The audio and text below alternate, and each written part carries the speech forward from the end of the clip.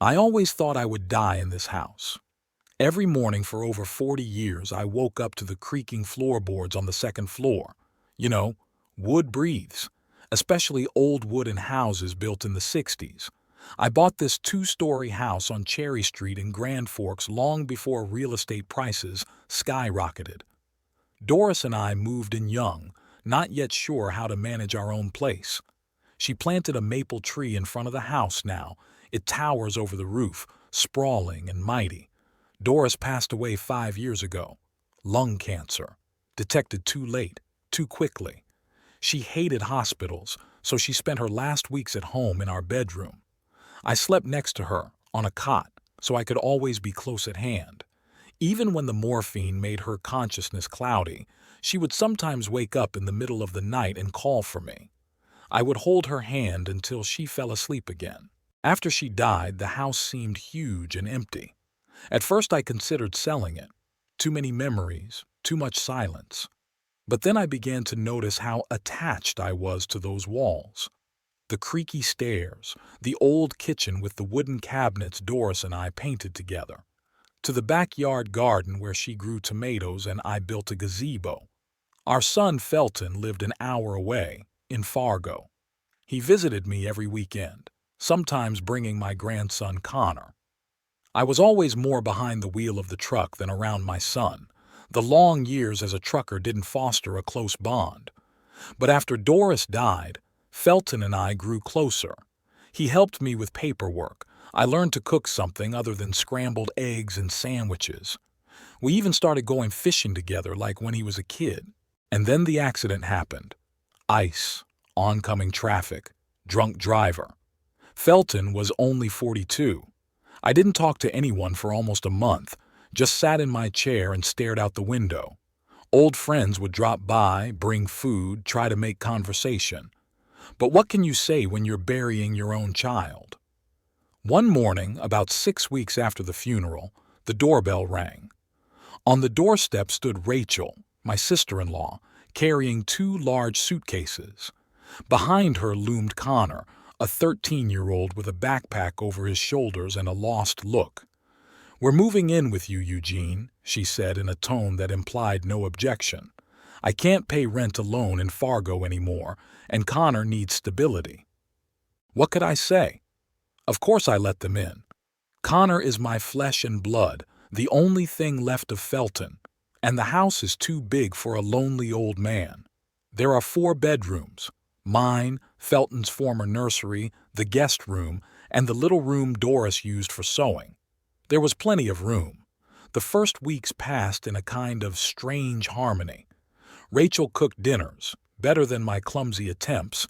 Connor and I sometimes watched baseball on TV. The boy was quiet, but I thought his grandfather's presence soothed him. I stayed out of his way with questions and advice. I knew how annoying moralizing could be, especially when you were 13 and had just lost your father. The crack in our delicate balance appeared about 2 months later. I returned from a morning fishing trip with Garth, an old friend of mine, to find Doris's chair gone from the living room. An old, dark green, upholstered chair with worn armrests and a dent from her body. She often sat there with her knitting or a book, and I settled across from her in my chair. "Rachel?"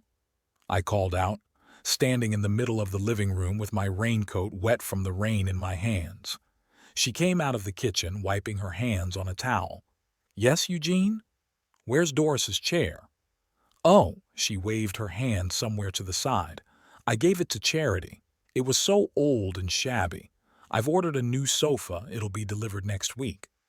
I felt something clench in my chest. "You what?" "Look," she stepped closer, putting a hand on my shoulder. "I understand that you have memories connected to him, but we need to move on. Connor's growing up. He needs space. This house is stuck in time." I remained silent. What was the use of arguing? I couldn't get the chair back. But I couldn't sleep that night, staring at the ceiling and thinking about how easily Doris had been cut out of this house with a wave of the hand. After that, it was as if Rachel had been given unspoken permission to change anything she wanted. First, The pictures disappeared. Not all of them, but many. Especially the ones with just Doris or the two of us in them. In their place came new ones. Connor at school events, Rachel with her friends, Felton with Connor. I didn't mind the new pictures, but the absence of the old ones felt like an open wound. Then the renovations began. Just to freshen up the interior, Rachel explained, showing me paint samples for the walls. Mint green instead of cream in the living room. Gray-blue instead of beige in the kitchen. I nodded, seeing no point in arguing over wall color. But more on that next. One day I returned from my weekly trip to the bowling club and discovered that some of my stuff from the hall closet had disappeared. Old jackets, scarves, hats that I rarely wore but had kept for years. I cleared out some space, Rachel explained over dinner. Connor needs somewhere to store his sports uniforms and winter stuff. I was silent again. After all, the closet is big and the stuff is really old. But for the first time, I felt like an intruder in my own home. By the end of their first year together, Rachel had completely remodeled the first floor. New furniture, new curtains, new dishes. Even the wallpaper in the hallway, which Doris and I had picked out together, was replaced with solid color paint. My chair remained the only island of the past in a sea of change. "Eugene," she said one evening, "I think we should rearrange the furniture in your bedroom. That old set is taking up too much space, and the dresser looks like it's about to fall apart." I shook my head. "No, Rachel, my bedroom stays as is." She pursed her lips. "But this furniture is so old-fashioned, and the dresser is really wobbly. I'll fix it myself. Don't touch my bedroom." It was the first time I openly objected, and Rachel backed down, but I could see the resentment in her eyes. And I knew it wasn't over. My life had narrowed to a few islands in my own home, my bedroom, my chair, the old shed in the backyard where I kept tools and fishing gear. The rest of the space was slowly but surely becoming Rachel's territory. By the time Connor turned 14, the tension had become almost palpable. Rachel didn't hide her irritation when I left a dirty mug on the kitchen table or forgot to take my shoes off in the hallway. I tried to be neater, but 65 years of habits aren't easy to change. That morning, when everything finally went to shit, I woke up to the sound of a drill. Coming downstairs, I saw an unfamiliar man drilling holes in the living room wall. "What's going on?" I asked, still in my pajamas and with mussed hair. Rachel came out of the kitchen with a cup of coffee. "Good morning, Eugene. This is Derek. He's installing the new TV. I've decided it's time for us to upgrade to something more modern than this ancient box." I looked at my old TV standing on the nightstand in the corner. It worked quite well, though it wasn't slim like the modern models. "Rachel," I said, trying to speak calmly, "we haven't discussed buying a new TV. Oh, I thought it would be a nice surprise." Connor was so excited when I told him. "It's not about the TV." I felt a wave of anger rising. "It's about you making decisions about my house without consulting me." Rachel set the cup on the table and crossed her arms over her chest. "Eugene, I've lived here for almost 2 years now. I try to make this house cozy for all of us, especially Connor. Is that such a bad thing?" "It's not about cozy, it's about respect. You're changing things, throwing out my stuff, making repairs, all without a word with me. Because you resist any change." Her voice grew louder. "This house is stuck in the last century." I looked at the foreman, who froze awkwardly with a drill in his hand. "I'm sorry," I told him, "but you'll have to come back another day. We're not ready to install the TV today." Rachel's face contorted with anger. "No, Derek, keep working. The TV will be installed today." "This is my house," I said quietly but firmly, "and I say no work will be done today." Rachel stepped so close to me that I could smell her minty toothpaste. "Do you really think you're still in control? Look around you, Eugene. This house hasn't been yours for a long time. You're just an old man clinging to the past." I felt the blood rush to my face. My name is on the deed to the house. I pay the taxes and bills. This is my house, Rachel, whether you like it or not." She laughed, but there was no mirth in her laughter. "Papers. They're just pieces of paper. The reality is that I take care of this house. I'm making it livable. I'm making a family here for Connor. And you?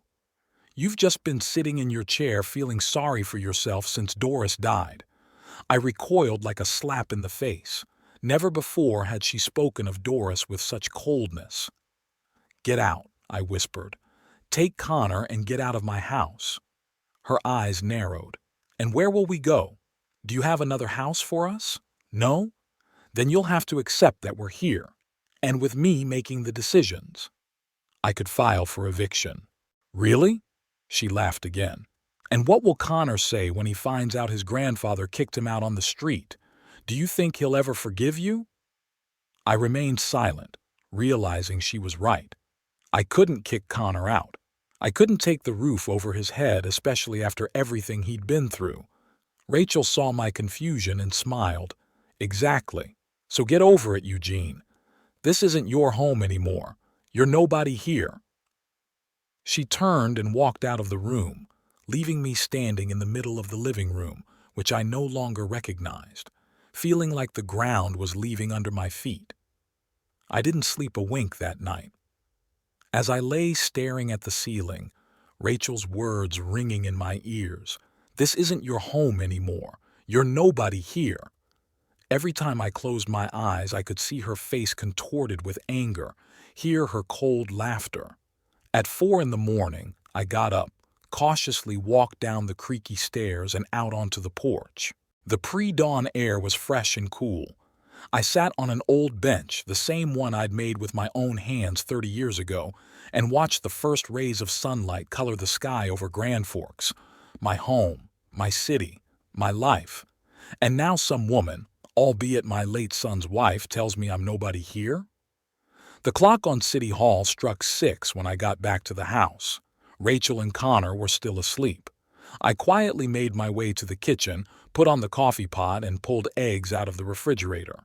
Cooking always helped me think. Doris often joked that my brain worked better when my hands were busy. By the time Rachel came downstairs at 7 o'clock, I'd already had 2 cups of coffee and made scrambled eggs and bacon. She froze in the kitchen doorway, wary as a cat in front of a stranger. "Good morning," I said, trying to make my voice sound casual. She nodded without looking me in the eye and poured herself some coffee.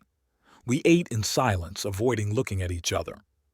When Connor showed up, sleepy and disheveled, the atmosphere lightened a little. "Hey, Grandpa," he muttered, plopping into a chair. "Hello, lad. Eggs?" He nodded, and I put the eggs and bacon on his plate. The boy began to eat with gusto, not noticing the tension between the adults. "I have practice after school today," he said with his mouth full. "I remember," Rachel nodded. "I'll pick you up at 5.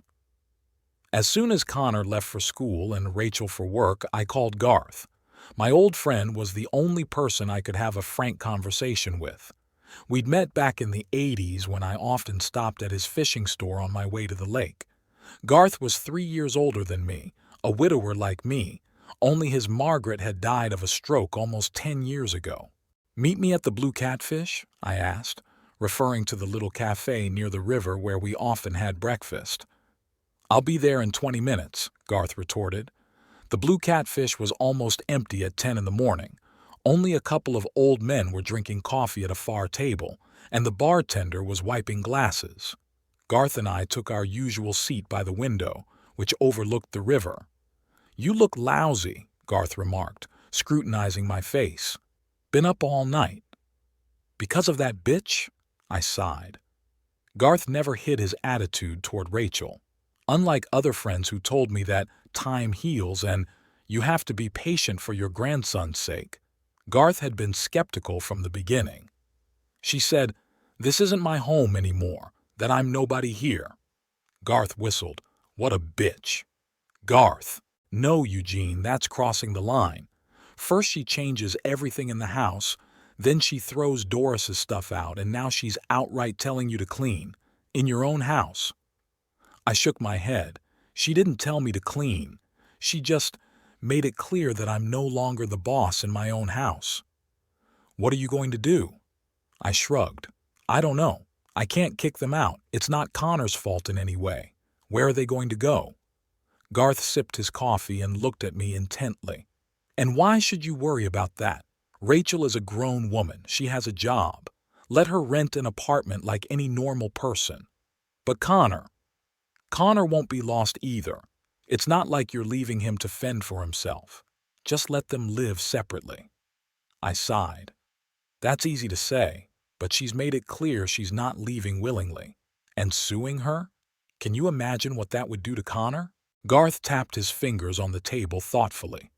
Then he leaned toward me and said quietly, almost in a whisper, "What if we sold the house?" I stared at him. What? Sell the house, he repeated, quickly, without too much fuss. And problem solved. But it's my house, Garth. Doris and I's house. Every corner of Eugene, he interrupted me. Listen, I realize that home is a memory to you, but right now it's turning into a battlefield. Rachel won't stop until she's completely displaced you. Do you really want to spend the rest of your days fighting for the right to exist in your own home? I remained silent, mulling over his words. The thought of selling the house seemed sacrilegious. But on the other hand, wasn't Garth right? Hadn't my house turned into a place where I felt like a stranger? Besides, Garth continued, remember Lewis Patterson? He's been talking you into selling him the house for 2 years now. Says it's the perfect place for his daughter and son-in-law who are moving to Grand Forks. I nodded. Lewis, my neighbor 3 houses down, had indeed broached the subject of buying several times. His daughter was expecting their second child, and they needed a bigger house. But I always declined, unable to imagine selling the place where my whole life with Doris had been spent. He offered good money, Garth reminded me, more than market value because he really wants this house for his daughter. Even so, I objected, where am I going to go? Rent an apartment at my age? Garth shrugged. You'll buy something smaller, or move in with me. There's plenty of room since Jimmy left for college. There are options, Eugene. The important thing is to get out of this trap before it eats you alive. I looked out the window at the river slowly flowing by. Doris and I used to picnic there, on the other side of the river, and a little farther upstream was where I taught Felton how to fish. So many memories connected with this town, with this river, with my home. I'll think about it, I said at last. Garth nodded. Just don't think too long. People like Rachel, they're like cancer. The longer you wait, the harder it is to get rid of. All day I walked around like I was in a fog. The idea of selling the house, which had seemed absurd at first, was slowly taking root in my mind. I remembered every corner, everything Rachel had thrown away or replaced. Doris's chair, the pictures of us, the wallpaper in the hallway, the old TV she was going to replace without my consent. By late afternoon, I had made a decision. I called Lewis Patterson and made an appointment for the next day. He was surprised but pleased. I always keep my word, Eugene, he said. The price I offered before is still on the table. At night I could not sleep again. But now it was not bitterness and resentment, but feverish pondering of details. How to formalize the deal quickly and without too much fuss. What to do with the money. Where to move. And most importantly, how to tell Connor. In the morning I called Maureen Elliott, the realtor with whom Doris and I had once bought this house. She was retired now, but she still sometimes handled transactions for old clients.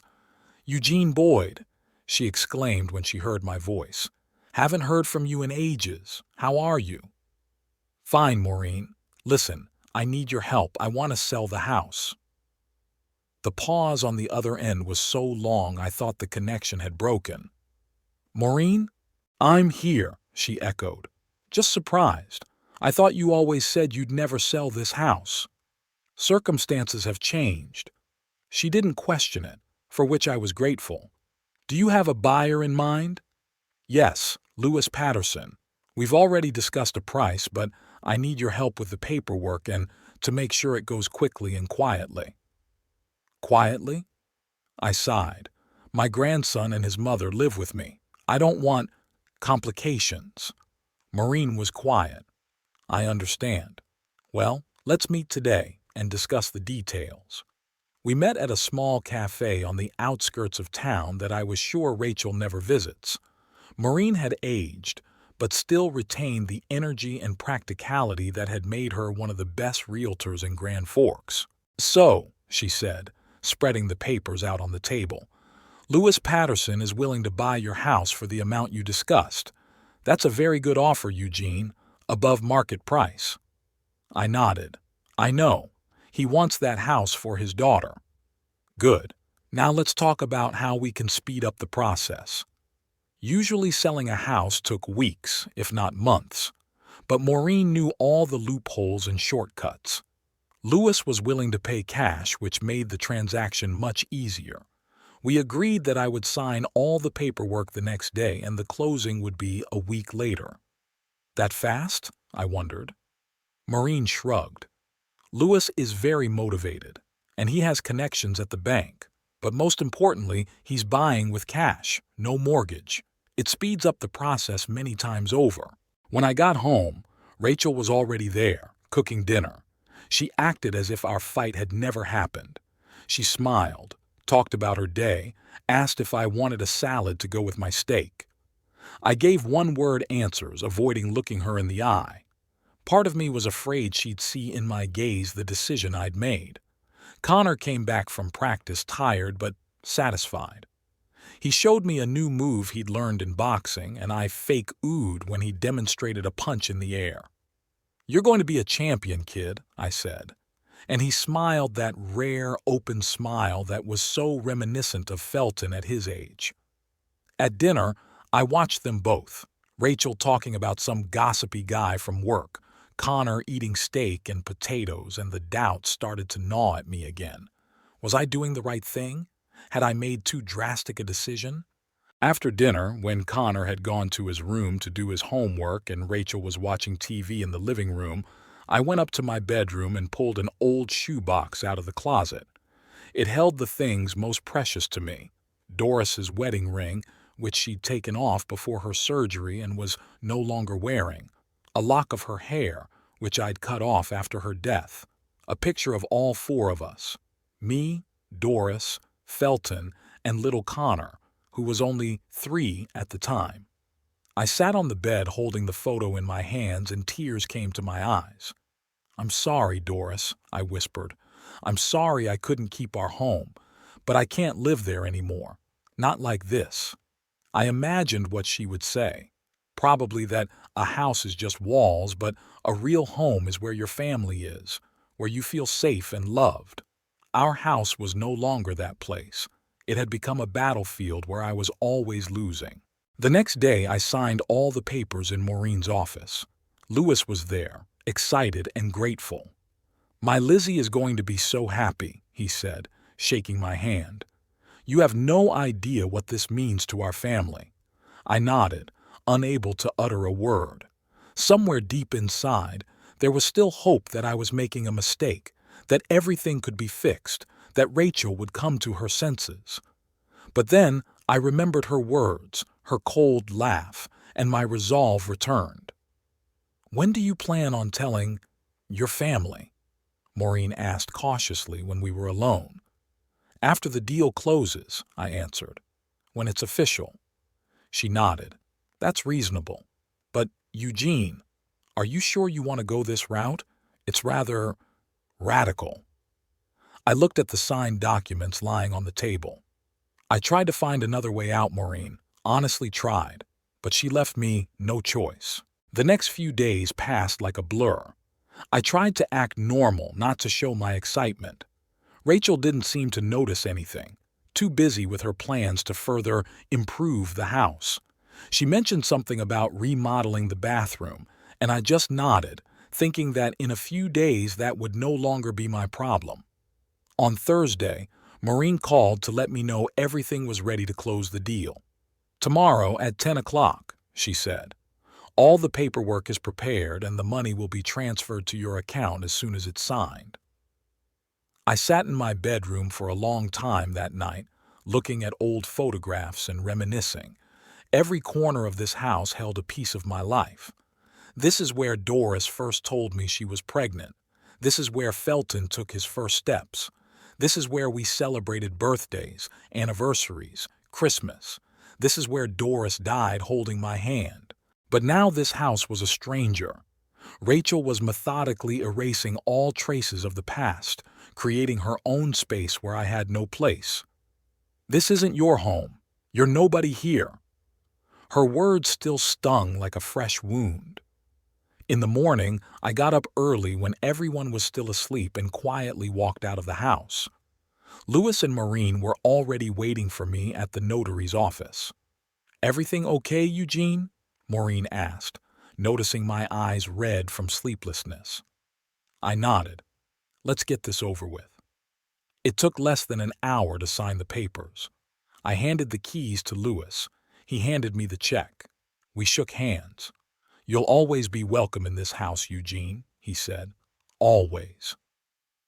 As I walked out of the notary's office, I felt a strange sense of relief. It was as if the heavy burden I had been carrying all these months had suddenly disappeared. I was free. No more fighting for a place in my own home, no more trying to keep what was already lost. But along with relief came anxiety. What now? Where to go? How to tell Rachel and Connor? I pushed those thoughts away. I needed to focus on practical matters now. I headed to the bank to deposit a check. Then I stopped by Garth, who offered to let me stay with him until I found a new place to live. "You really did it," he said when I told him about the sale. I nodded. "Yes, the house is no longer mine." He clapped me on the shoulder. "I'm proud of you, old man. Not everyone could find the strength to make a decision like that." "The hard part is ahead," I sighed. "I need to tell them." Garth hesitated. "How do you plan to do that?" "I don't know. Just tell the truth, I guess." "And Connor? What are you going to tell him?" I shook my head. "That's what pains me the most. I don't want him to think I'm leaving him. But I can't live with Rachel anymore either." "He'll understand," Garth said confidently. "Maybe not right away, but he'll understand. It's not like you're disappearing from his life. You'll just be living apart." I hoped he was right. Connor was the only reason I'd put up with Rachel's behavior for so long. The thought that I might lose touch with my grandson was unbearable. All day I prepared for the upcoming conversation, mentally choosing my words, imagining Rachel's and Connor's reactions. When I got back to the house, now my former home, it was about 6 in the evening. Rachel's car was parked in the driveway. They were both home. I took a deep breath before opening the door. One thought was swirling around in my head. This is the right decision. There's no other way out. The evening was surprisingly quiet. Rachel was in the kitchen cooking something flavorful, and Connor was sitting at the kitchen table with his textbooks. When I walked in, they both looked up. "Hey, Grandpa." Connor smiled his rare but genuine smile at me. "Hey, kid." I patted him on the shoulder. "Math?" "Yep, algebra," he grimaced, showing his attitude toward the subject. Rachel was stirring something in a pot. For a moment I saw in that scene what could have been a real family, a warm home, a cozy place. If only she hadn't tried to cut me out of that picture. "Where have you been all day?" Rachel asked without turning around. There was no real interest in her voice, more of a duty question. "Things to do," I answered evasively. The envelope in the inside pocket of my jacket felt like it was burning my skin. The official notice to sell the house that Maureen had helped me prepare. 30 days for eviction was the maximum I could give them by law. I didn't drag it out. When we sat down to dinner, I coughed and said, "I have something to tell you." Rachel looked up from her plate, a flicker of concern in her eyes. Connor continued to eat, immersed in his thoughts. "I sold the house," I said in a flat voice. Silence. Absolute silence, broken only by the ticking of the wall clock, An old clock Doris had bought at a flea market back in the 90s. What? Rachel set her fork aside. Her voice sounded quiet, like she wasn't sure she'd heard correctly. I sold the house, I repeated. The deal closed yesterday morning. We have 30 days to move out. Connor stopped chewing and shifted his gaze from me to his mother, clearly not understanding what was going on. You couldn't do that. Rachel shook her head slowly. You couldn't just take the house and sell it without telling us. I pulled out an envelope and placed it on the table. Here's the official notice. The new owner moves in 30 days. Rachel grabbed the envelope, ripped it open, and quickly ran her eyes over the document. Her face began to change. Disbelief was replaced by shock, then anger. You really did it, she gasped. You sold the house out from under us without even consulting us. How could you? It's my house, Rachel, I replied, emphasizing the word my, and I have every right to sell it. But we live here, Connor and me. Where are we going to go now? Connor looked at us with wide-open eyes. Are we moving? He asked quietly. I turned to my grandson. Yeah, kid. But don't worry, it's going to be okay. You'll have a new home. With you? His voice shook. I hesitated and Rachel seized the moment. She jumped up, knocking over a chair. No, not with him. Your grandfather decided to throw us out on the street. He sold the house without even thinking about us. I'm not throwing you out on the street, I objected. You have 30 days to find a new place to live, and I'm willing to help with a down payment or a deposit. 30 days? Rachel laughed, but there was no mirth in her laughter. Do you have any idea how hard it is to find a place in Grand Forks in 30 days, especially with a baby? You work. You have a steady income. It shouldn't be a problem. Rachel shook her head. Don't pretend to care about us. You're just getting back at me for that conversation we had, aren't you? For telling me this isn't your house? I didn't answer. I didn't want to find out in front of Connor, who already looked scared. Connor, go to your room, please, I said softly.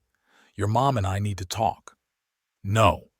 Rachel grabbed her son's arm. He's not going anywhere. Let him know what kind of man his grandfather is.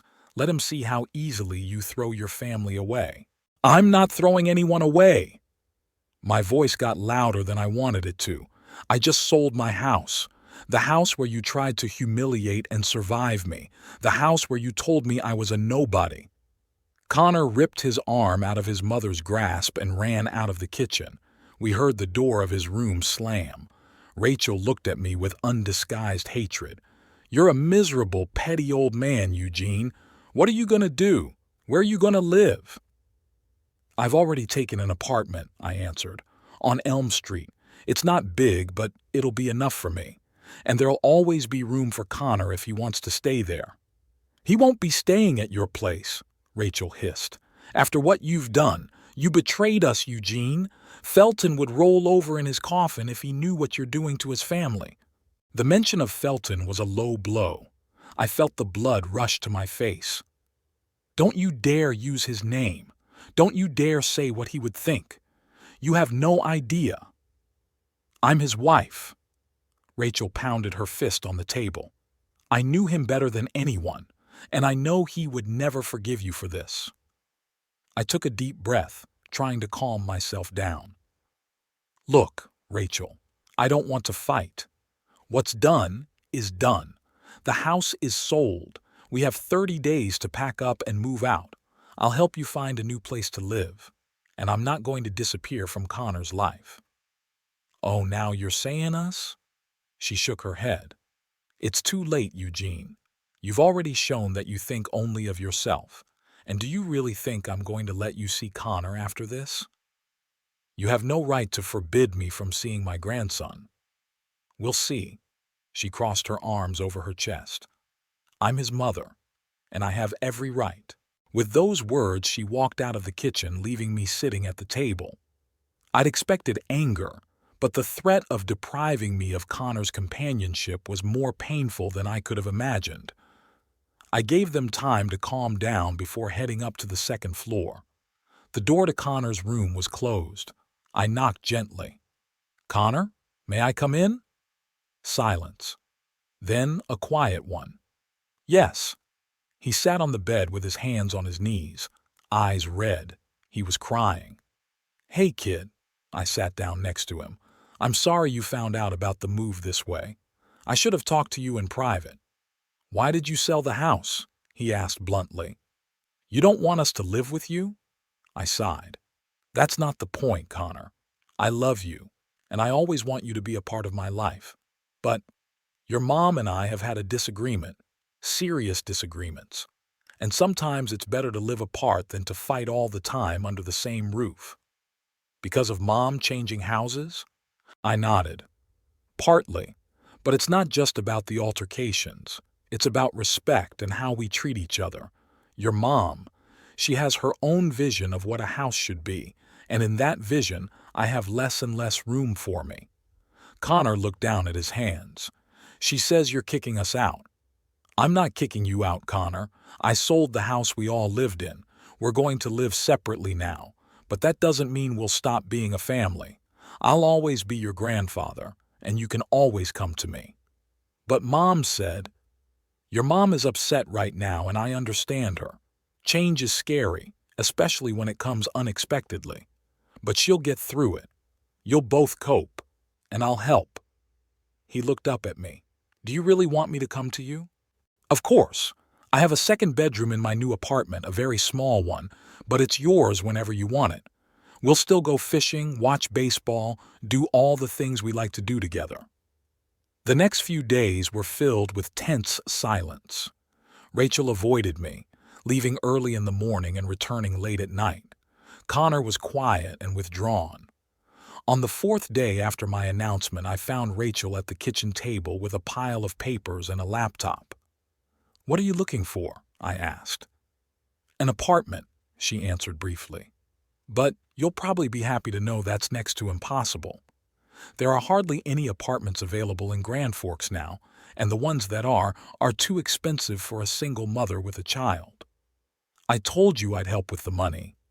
I don't need your handouts." "It's not a handout, Rachel. It's helping your grandson." She looked up. "You know what? I talked to a lawyer. He thinks I can contest the sale of the house." I felt a chill run down my spine. "On what grounds?" "On the fact that it's a family dwelling, that Connor has rights to this house as Felton's heir." "It's my house, Rachel. I bought it long before Felton was born, and it was never titled to him." "That still has to be proven in court," she looked at me challengingly. "And while the court is hearing the case, we're not moving anywhere." The next day, I received a letter from Miller and Associates, the law firm representing Rachel. They demanded all documents related to the sale of the house and warned of an injunction against the transfer of title. I immediately met with attorney Alan Prather, who assured me that Rachel had no legal grounds to contest the sale.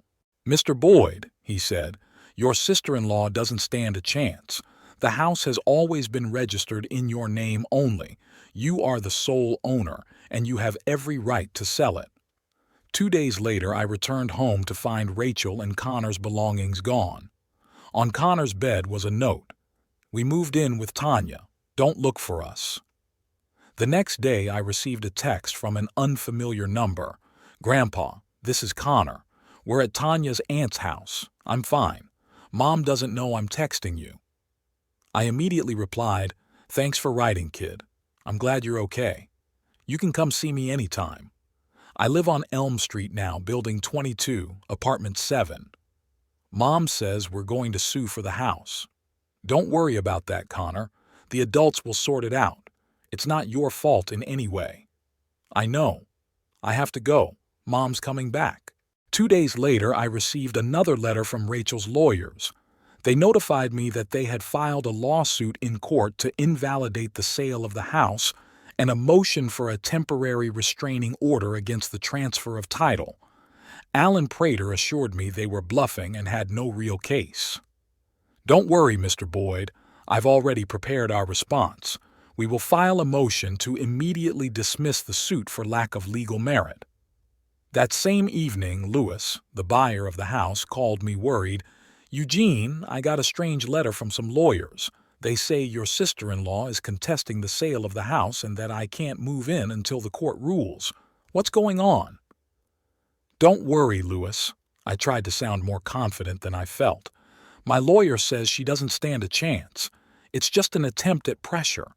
But if there's an injunction, there won't be one. The judge will dismiss the suit at the preliminary hearing. I guarantee that you and your daughter will move into the house within the agreed-upon time frame. The preliminary hearing was scheduled in a week. I was nervous, although Alan assured me there was nothing to worry about. On the day of the trial, I wore my only suit, which I hadn't worn since Felton's funeral. In the courtroom, I saw Rachel for the first time in days. She looked confident, even arrogant. Next to her sat a young man in an expensive suit, apparently her lawyer. The hearing was short. Judge Marks, an elderly woman with a shrewd eye, listened carefully to the arguments of both sides, studied the documents, and ruled, the plaintiff's motion for a temporary injunction against the transfer of ownership is denied. The claim to invalidate the sale is rejected for lack of legal grounds. Case dismissed. Rachel's face contorted with shock and rage. She whispered something furiously to her attorney, but he only shook his head. "Congratulations," Alan said to me as we walked out of the courtroom. "Like I said, they didn't stand a chance." I looked at Rachel, who was standing in the hallway staring at her phone. She looked lost and broken. "Rachel," I walked over to her, "my offer to help with the money still stands." She looked up at me with eyes full of hate. "Go to hell, Eugene. This isn't over." Chapter 4. Second Surprise. 2 weeks flew by. I was settling into my new rental apartment on Elm Street, small but cozy. 1 bedroom for me, a tiny room I was making for Connor when he came to visit, and a living room with a kitchen area. Nothing fancy, but it was enough for me. I hung up a few pictures of Doris, Felton, and Connor that I'd managed to pick up from the house, arranged books and my fishing trophies. Gradually, the faceless rental began to take on the appearance of a home. There were occasional messages from Connor. He wrote that he and Rachel were still staying with her friend Tanya, and that Mom had been looking for a new apartment all day, but with no luck. I worried about him, but was glad for at least this meager contact. I hadn't heard from Rachel since that day in court. Her last words, "This isn't over," occasionally came to mind, but I tried not to think about them. The court ruled. The house officially passed to Lewis, who had already begun renovations for his daughter and son-in-law. Life had moved on. One evening, as I was returning from a fishing trip with Garth, my phone rang. The number was an unfamiliar one. "Hello?" I answered, holding the phone to my ear with my healthy hand and trying to open the apartment door with the other. "Eugene? It's Rachel." I froze with the key in the keyhole. Her voice sounded unfamiliar, not angry, not demanding, but tired and kind of defeated. "Rachel? Is something wrong? Is Connor okay?" "He's fine. I need to talk to you. In person." I finally opened the door and stepped into the apartment. "Okay. When? Is today okay? I know it's unexpected, but today's fine. Do you know where I live?" Connor said. A note of irritation flashed in her voice, so she knew about our secret correspondence. "I'll be there in an hour." I hung up the phone and looked around the apartment. Not that I was going to spruce things up for Rachel, but I still cleaned up the scattered fishing gear and dirty coffee mug. Then I showered, washing away the smell of river and fish, and changed into a clean shirt and jeans.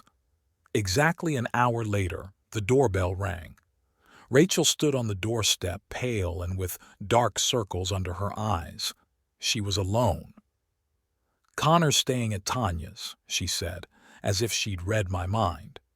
"Can I come in?" I stepped back, letting her into the apartment. She glanced around my new abode but refrained from commenting. Coffee? Tea? I offered, closing the door. No thanks. She walked into the living room and sat down on the couch, nervously clutching her purse in her lap. I came to talk about our situation. I sat down in the chair across from her. Listening. Rachel took a deep breath. We still haven't found a place to live. Tanya let us stay for another 2 weeks, but then her mother is coming and we'll have to move out. I've gone around to all the agencies, looked at all the ads. There's nothing suitable. And what there is requires a huge deposit, which I can't afford. I nodded, waiting for him to continue. This was about what I was preparing myself for when I saw her on the doorstep. I need your help, Eugene, she finally squeezed out. Financial help. I know you offered it before and I turned it down. But now, for Connor's sake, I'm willing to accept it. What exactly do you need? I asked, trying to keep my voice sounding neutral. An apartment deposit and a down payment. That's about $4,000. I found a pretty good one-bedroom apartment on the east side of town. It's not ideal, but it'll do until I find something better. I was quiet for a moment, mulling over her words. $4,000 is a serious amount of money, Rachel. I know. She raised her voice but immediately pulled herself together. I know, and I'm not asking for it for nothing. I can sign a receipt, set up a payment schedule. Whatever you say. It's not about the receipt. I'm just surprised you came to me. After all that's been said, she lowered her eyes. I don't have a choice, Eugene. My credit history isn't the best. The bank turned down the loan. I don't have any parents. Tanya can't lend me that much money. You are the only option. I stood up and walked over to the window, looking at the street below. Part of me wanted to agree immediately, for Connor's sake, so he could finally get a stable place to live. But another part of me remembered all the insults, all the attempts to force me out of my own home, the threats to cut me off from my grandson's company. And that part said, be careful. Tell me, Rachel, I turned to her, if I give you this money, will you let me see Connor? She looked up. He's your grandson. I was never really going to forbid you from socializing. I was angry, speaking out of temper. Nevertheless, you said it. And now I want clarity. Will I be able to see Connor, take him on weekends, go fishing with him? Yes, she said firmly. Yes, you'll be able to see him, I promise. I sat back in my chair. Okay. But before we go any further, there's something I need to tell you. About the money from the sale of the house. Rachel tensed. What about them? I got $450,000 for the house, I began. That's above market value. Lewis really wanted that house for his daughter. Her eyes widened. Apparently she hadn't expected such an amount. I spent $30,000 of that on paying off old debts and am looking for a small apartment to buy. I'm renting this one temporarily while I look for a better one. I see, Rachel said dryly. And the rest? $50,000 I've kept for living expenses and emergencies. And the rest? I paused, preparing for her reaction. The other $370,000 I put in a trust fund for Connor. Rachel froze. What? A trust fund, in Connor's name. The money will be available to him when he turns 21. Until then, they can only be used for his education or medical treatment if necessary. Rachel's face was changing as I spoke. Surprise was replaced by understanding, then outrage. You put almost all the money from the sale of the house into a fund that neither you nor I have access to? That's right, I nodded. It's Connor's money, his future, his chance at college, at the start of adulthood, maybe buying his own house someday. But what about, why didn't you consult me? I'm his mother. Because it's my money, Rachel, from the sale of my house, and I've decided the best way to use it is to secure my grandson's future. She jumped up, her face contorted with anger. You did that to spite me. You knew I'd need the money after the eviction, and you decided to hide it. No, Rachel, I did it for Connor, because I want him to have a future, a stable, secure future. What about his present? What about a roof over his head now instead of 7 years from now? I sighed. That's why I kept the 50,000 for myself. Part of it is for you and Connor, for the first time, to set up a new place to live. Rachel froze. What? I'll give you not 4, but $10,000, enough for a deposit, down payments, and the necessary furniture. No receipts or payment schedules. It's a gift for Connor. She slowly sank back onto the couch, stunned. I don't understand. Why are you doing this? After everything I've said, the way I've treated you? Because Connor is all I have left of Felton, and because, no matter what, he's part of my family. And so are you, even though neither of us wants to admit it. Rachel stared at her hands, not knowing what to say. I could see the struggle on her face, pride versus necessity, anger versus gratitude. But I have a condition, I added. She looked up. What is it? You will never, under any circumstances, attempt to access Connor's trust fund. That money is his and his alone, not yours, not mine, his future. Rachel was silent for a long moment. Then she nodded slowly. Okay, I agree. One more thing. I want to see Connor regularly, not once a month but every week, and take him on weekends sometimes. Agreed, she repeated more quietly. I stood up and walked over to the small secretary in the corner of the room. I opened the drawer, pulled out my checkbook, and wrote a check for $10,000. Turning back to Rachel, I held the paper out to her. Here, this should be enough for the first time. She took the check with trembling hands, looking at the amount. Thank you, she whispered, and I saw tears glisten in her eyes. You're welcome. I looked away, feeling awkward. When do you plan on moving?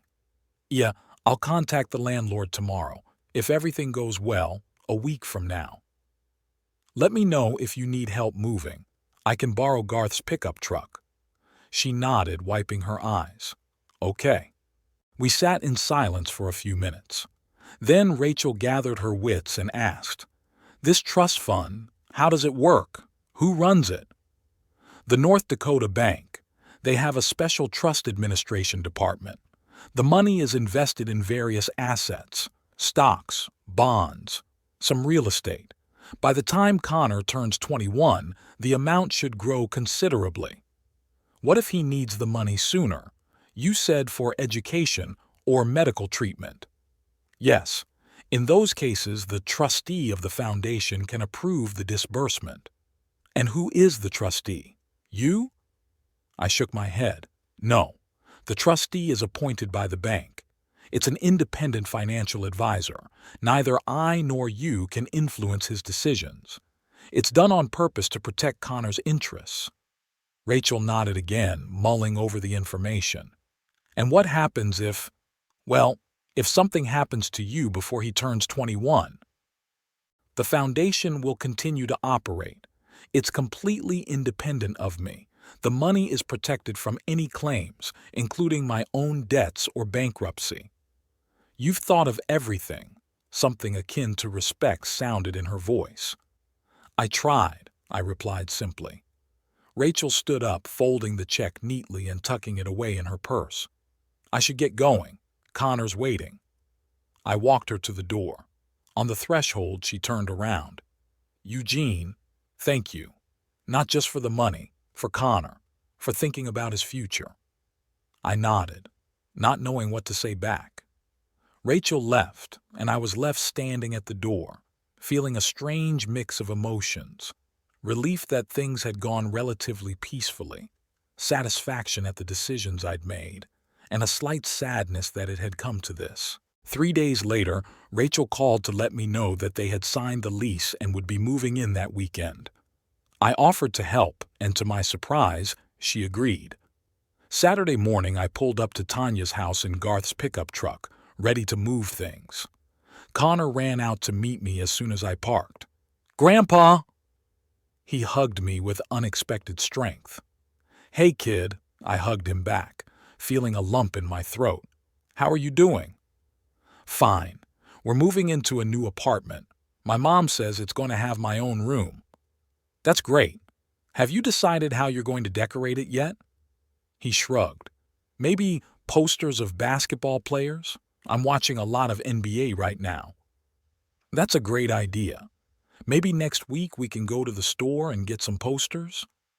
His face lit up with a smile. Really? That would be cool. Rachel came out of the house with a box in her hands. She nodded at me and I noticed she looked better. Still tired, but not so depressed anymore. Good morning, Eugene. Thanks for coming over. You're welcome. Let me help. I took the box from her and carried it to the pickup. We loaded the stuff in a few trips. There wasn't much. Clothes, books, kitchen utensils, Connor's computer, a few boxes of personal items. Rachel had decided to buy new furniture with the money I'd given her. The new apartment was on the east side of Grand Forks in a neighborhood that couldn't be called upscale, but it wasn't a slum. It was an ordinary apartment building built in the 90s. 2 bedrooms, living room, kitchen, and bathroom. A simple but clean apartment on the 3rd floor. We unloaded our stuff and I helped set up what little they had. Rachel ordered pizza, and we ate lunch right on the floor, sitting on boxes. Furniture is coming in tomorrow, Rachel said, wiping her hands with a napkin. Sofa, beds, table, and chairs. Nothing fancy, but it'll be enough to get us started. Sounds good, I nodded. If you need help with assembly, just let me know.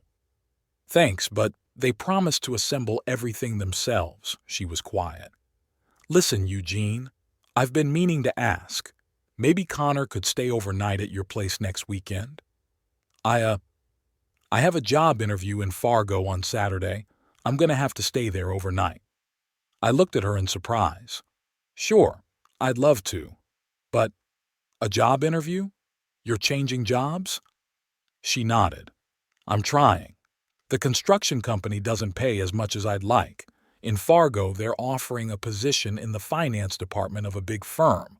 More money, better prospects. What about Connor? School? For now, I'll commute back and forth. It's only an hour by car. If things go well, in a year or 2, we could move to Fargo for good. I glanced at Connor, who was sitting in the corner, tucked away on his phone. Have you talked to him about it? A little bit.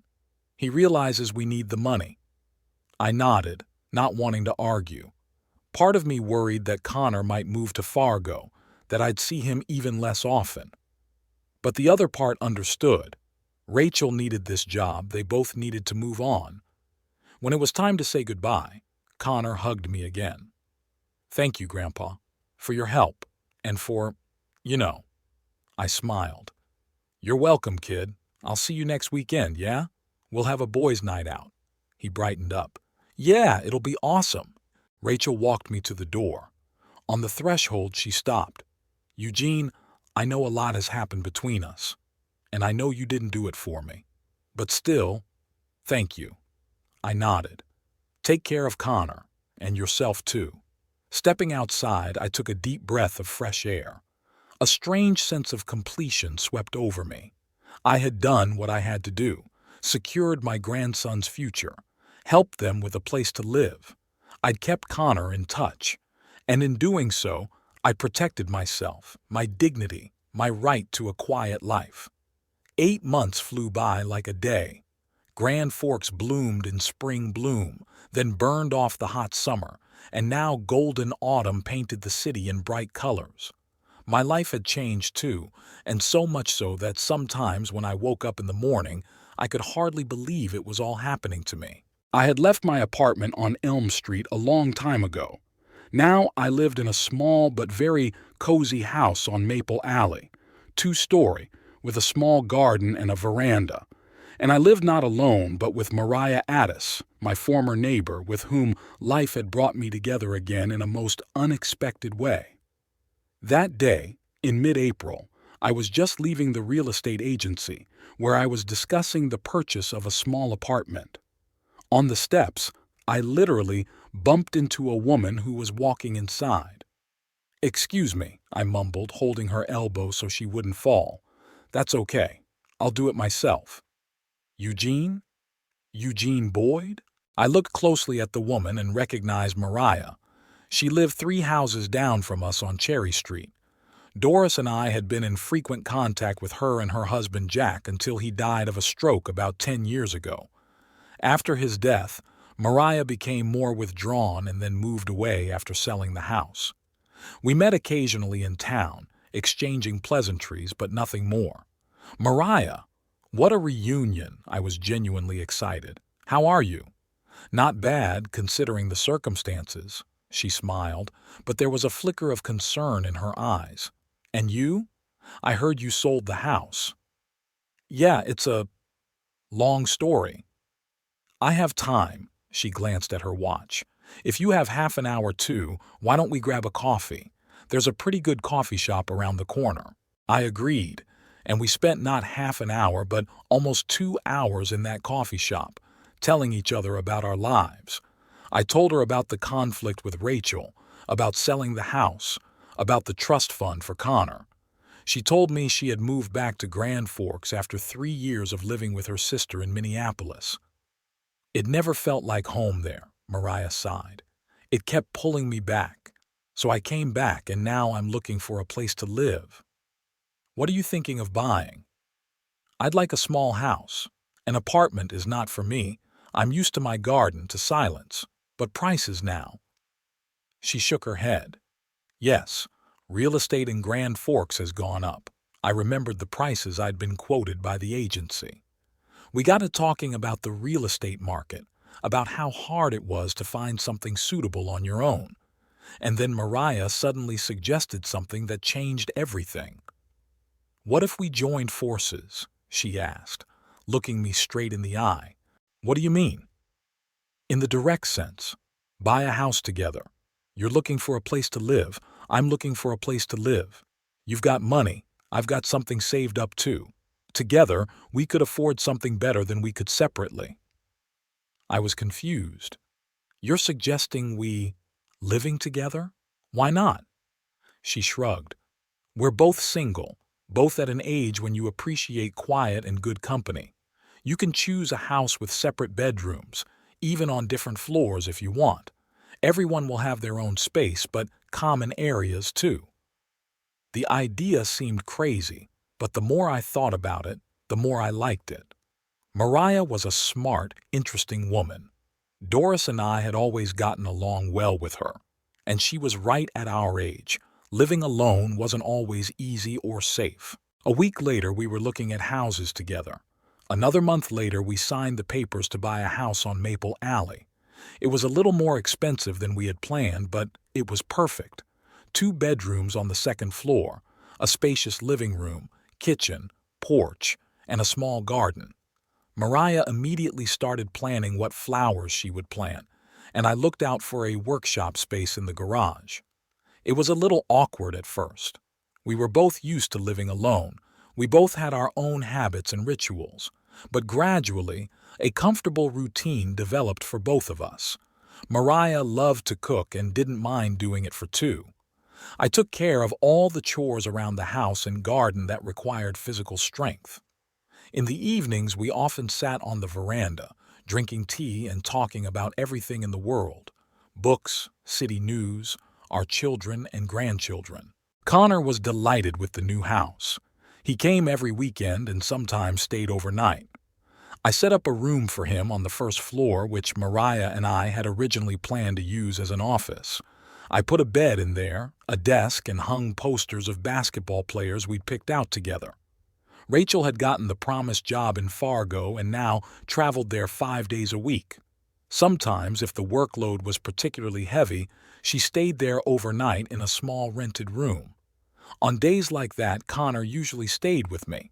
Our relationship with my sister-in-law was strained but correct. We exchanged a minimum of words when we met, mostly concerning Connor. "I can't believe you have a roommate now," she said one day when she came to pick up her son. "Mariah is not a roommate," I corrected. "We're friends and housemates.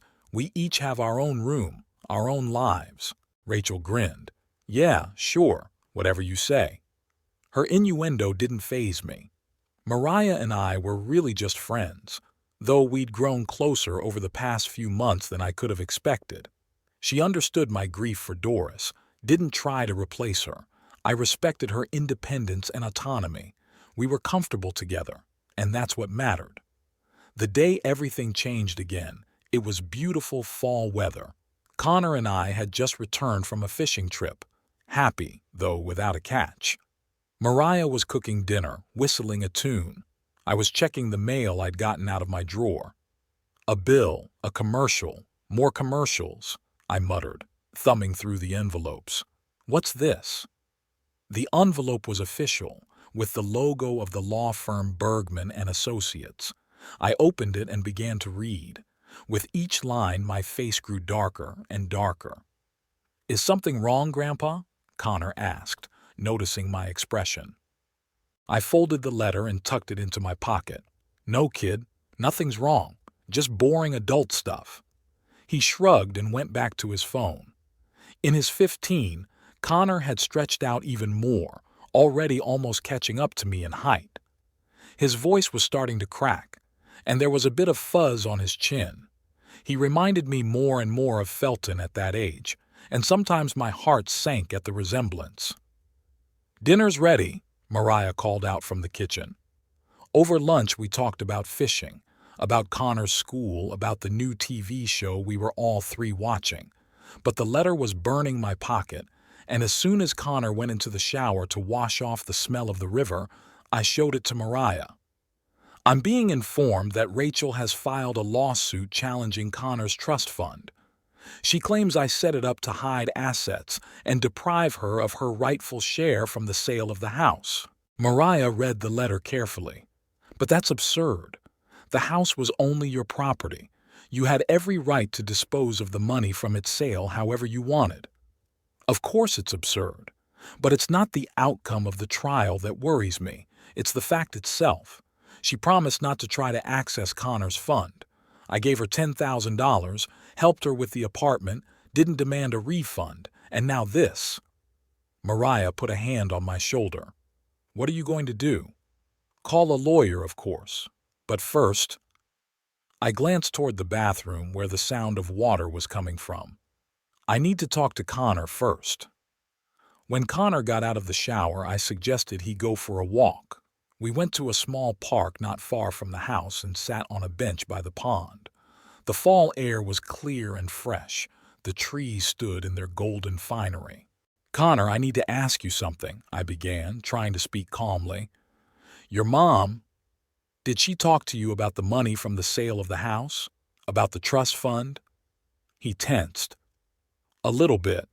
She said you put the money in some kind of trust and that I could get it when I was 21. That's true, but that's not all. The money in the fund can be used before that, for your education, or if you need serious medical treatment. Is that what she was talking about? He shook his head. No, she just said that if she had that money, she'd buy us a nice house instead of renting an apartment. I sighed. I see. Did she mention that she's trying to challenge that fund through the courts? Connor turned to me sharply. What? No, she didn't say anything like that. I got a letter from a lawyer today. Your mom has filed a lawsuit to gain control of the foundation. She thinks she's entitled to some of the money from the sale of the house. But why? I mean, we're doing okay now. She has a good job. We have a normal apartment. I don't know, kid. Maybe she needs the money for something else. Or maybe she just can't accept that that money is just for you and no one else can control it. Connor was silent for a long time, looking at the water. Then he said quietly, She's been talking a lot lately about moving to Fargo, about how there are better schools there, more opportunities. Maybe she wants to buy a house there. Maybe. I didn't bother to tell him that even if Rachel by some miracle won the lawsuit, she still couldn't use the money from the trust to buy a house. That would be against the terms of the trust agreement. Grandpa, I don't want to move to Fargo, Connor said suddenly. All my friends are here, and you're here, and I like my school. I know, kid, but your mom makes the decision. She's your legal guardian. What if I wanted to live with you? I looked at him in surprise. Are you serious? Yes. I think about that a lot, especially lately. Mom's almost always at work or traveling. We rarely see each other. Even when she's home, she's on the phone all the time, dealing with work issues. And when she talks to me, it's only about how I need to study better to get into a good college. My heart squeezed at his words. I put my hand on his shoulder. Connor, I'd be happy if you lived with me, but this is a very big decision, and your mom would probably be against it. I know, he sighed. But maybe when I turn 16, I can decide for myself? That's soon enough, isn't it? That's not exactly how the law works, kid. But we can talk to a lawyer, see what the options are. Either way, know this. My door is always open to you. Always. We sat in the park for another hour or so, talking about all sorts of things. School, basketball, where Connor wanted to go after high school. He was getting more and more interested in computer science, thinking about a career as a computer programmer. Grand Forks University has a good computer science program, I remarked, and it's not far from here. You could live at home, save money on a dorm. That would be great, he smiled. When we got home, Mariah had already set the table for dinner. After we ate, Connor helped her wash the dishes and I called my lawyer, Alan Prater, and told him about the letter. Don't worry, Mr. Boyd, he said after I read him the contents. Mrs. Boyd doesn't stand a chance. The trust was set up legally with all the formalities. The money you put into it was exclusively yours. Neither your son nor his widow ever had any right to it. But she has filed suit, so some lawyer thinks she has a chance. Lawyers take on hopeless cases too if the client is willing to pay, Alan remarked dryly. I'll prepare an answer and file a motion for immediate dismissal of the suit. We probably won't even have to go to trial. After talking to the lawyer, I felt some relief, but the residue still remained. Rachel had violated our agreement. She was trying to get the money I had set aside for Connor's future. And to make matters worse, it looked like she was going to take him to Fargo, away from me. That night, after Connor went to bed, Mariah and I sat on the porch for a long time, looking up at the stars and talking quietly. You know, I think he was serious about living with you, she said. I can see the way he looks at you, how excited he gets when he comes here. Maybe, but Rachel would never agree, especially now that she's up to this trust thing. What if we offer her a compromise? Connor lives with us, goes to his school here, and she can visit him whenever she wants and pick him up on the weekends. I shook my head. I don't think she'd agree. It would mean admitting defeat to her, and Rachel isn't the type to admit defeat easily. Still, it's worth a try, for Connor's sake. The next day, Rachel came to pick up her son. I asked Connor to wait in the car and told her I'd gotten a letter from the lawyer. So? She crossed her arms over her chest. You didn't think I'd just accept the fact that you hid all the money, did you? I didn't hide the money, Rachel. I secured Connor's future, and you promised not to try to access the trust. That was a condition you agreed to. Circumstances have changed, she shrugged. I need the money to buy a house in Fargo. It's in Connor's best interest to live in a big city with better schools and opportunities. And have you asked Connor what he wants? He doesn't want to move to Fargo. All his friends are here. His school is here. He's a kid. He doesn't understand what's best for him, she cut him off. I'm his mother, and I decide where we're going to live. Rachel, listen, I tried to speak calmly. Connor's going to be a teenager soon. In a couple years, he'll be able to decide for himself who he wants to live with. If you force him to move out against his will, it's only going to ruin your relationship. Are you threatening me? Her eyes narrowed. You think I don't know you're turning him against me? All these fishing trips, camping trips, the new room in your house. You're trying to buy his love. That's not true, and you know it. I just want to be a part of his life, and I want him to be happy. He'll be happy in Fargo, with new friends at a new school, Away from all of this, she circled her hand around as if pointing to all of Grand Forks. Rachel, please think about Connor, not yourself. What if he lived here with me and you could visit him whenever you wanted? Take him away on weekends, on vacations. Don't even dream about it, she almost shouted. He's my son, and he's going to live with me. And no court in the world will give him to you, old man. I am his mother, his only living parent. With those words, she turned around and walked quickly to her car. I watched her get behind the wheel as the car started up. Connor waved at me from the window and I waved back, feeling my heart clench. Over the next few weeks, I talked to Alan Prather often about the progress of the case. As he had predicted, the court dismissed Rachel's claim at the preliminary hearing. The judge indicated that she had no basis to claim the money I had put into a trust for my grandson. The day the official notice of dismissal came, I called Rachel. She didn't pick up. I left a message offering to talk, to find a compromise for Connor's sake. She didn't call back. For the next 2 weekends, Connor didn't show up. Rachel told him I had some business to attend to, that I'd asked to reschedule the meetings myself. I only found out about it when he texted me, "Grandpa, is everything okay? Mom said you're really busy." I immediately called him. Luckily, Rachel was at work and we were able to have a frank conversation. I told him about the court order, about his mother not letting him come to me because of it. He listened in silence and then said, "I guess something was wrong. She's been acting weird lately. Keeps talking about moving, going to look at houses in Fargo." "She has a right to move, Connor. She's your mother." "I know, but I don't want to leave you, Grandpa." His words touched me to the core. "We'll figure something out, kid. I promise." After that conversation, I began consulting with lawyers about the possibility of getting partial custody of Connor. It was a complicated process, especially since I wasn't his parent, only his grandfather. But all the lawyers agreed that in my case there was a chance. I was actively involved in my grandson's life. I had a stable income and suitable living conditions.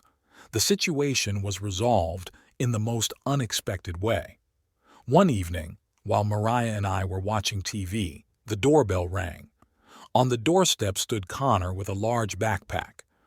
"Can I stay with you for a while?" he asked, shuffling from foot to foot.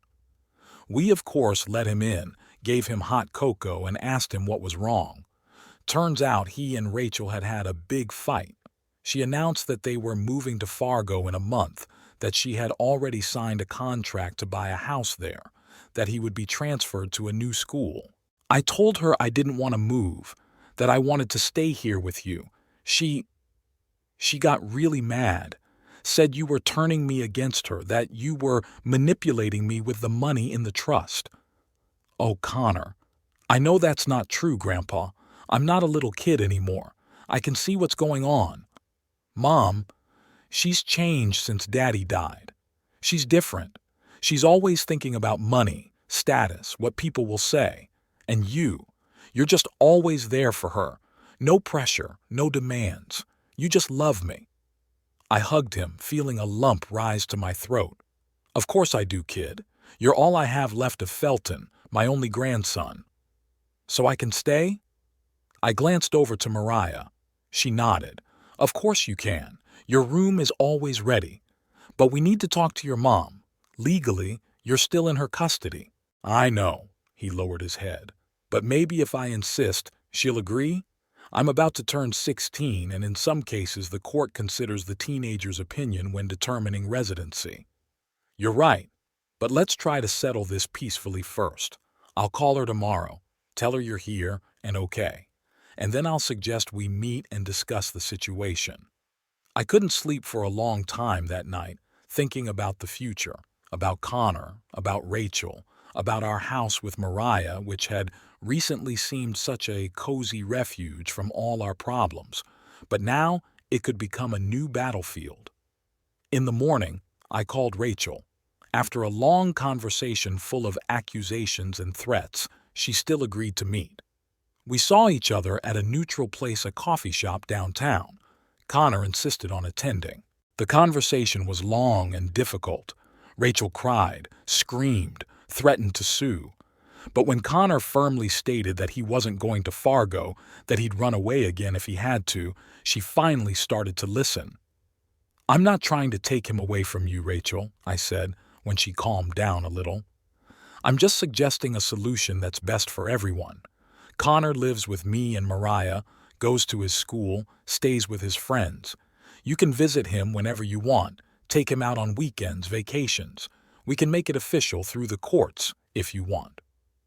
Rachel was silent for a long time, looking at her son. Then she asked quietly, "Is that really what you want, Connor? To live with Grandpa instead of me?" "Mom, I love you," he covered her hand with his. "But yes, right now I want to stay in Grand Forks, with my friends, at my school. That doesn't mean I don't want to see you. We'll keep in touch. I'll come visit you." Tears stood in her eyes, but she held back. "Okay, if that's what you really want, I won't stand in your way, but we'll make it official. I'm not giving up my parental rights." "Of course not," I nodded. "No one's asking for that." Thus began a new chapter in our lives. With the help of lawyers, we formalized a joint custody agreement for Connor. He lived in our house on Maple Alley, and Rachel moved to Fargo as planned. She came every weekend, sometimes taking him to her house. Gradually, her anger and resentment subsided, especially when she saw Connor blossom by staying in familiar surroundings. I never spoke ill of her in front of my grandson, nor did I ever try to turn him against his mother. On the contrary, I always encouraged their interactions, reminded her of her birthday, offered to buy her gifts for the holidays. It wasn't easy, given everything that had happened between us, but I did it for Connor's sake. And oddly enough, over time it became sincere. Not that I forgave Rachel or forgot her words and actions, but I stopped actively disliking her. Mariah has been a real blessing in this situation. She took on a role that was hard to define. Not a grandmother, not a mother, but a wise and caring woman, always willing to listen, to help with advice, to cook her favorite meal. Connor quickly became attached to her, often asked for help with homework, especially in literature, which Mariah, a former librarian, knew perfectly. Our home became exactly what I had always dreamed of: warm, cozy, filled with life and love. We often gathered in the living room in the evenings, me in my chair with the newspaper, Mariah on the couch with her knitting, Connor at the table with his textbooks or computer. An ordinary family scene, but for me, who had lost first my wife, then my son, and then nearly lost my grandson, it was infinitely precious. Sometimes, sitting on the porch and watching Connor fiddling in the garden, helping Mariah with her flowers, I thought about how strange things had turned out. I'd lost the house I'd lived in most of my life, the house that seemed to be the center of all my memories and hopes, but instead I gained something much more precious: a new family, a new home, a new meaning of life. And I realized an important truth: a real home is not the walls, the roof, or the things that fill the space. A real home is people who love and respect you, people with whom you feel safe, with whom you can be yourself without fear of judgment or manipulation. Sometimes you need to lose possessions to gain self-respect and peace. Sometimes you have to give up the past to make room for the future. And sometimes the hardest trials end up leading to the most valuable discoveries. My new house was smaller and more modest than the old one. It didn't have the room where Felton was born. It didn't have the kitchen where Doris made her famous pies. It didn't have the porch where we sat on summer evenings watching the sunset. But it had something that had been missing in the last few years in the old house: respect, warmth, sincerity. And for that, it was worth going through all the trials, worth losing everything material to gain the spiritual. After all, as I had often told Connor, home is not where you live. Home is where you are understood.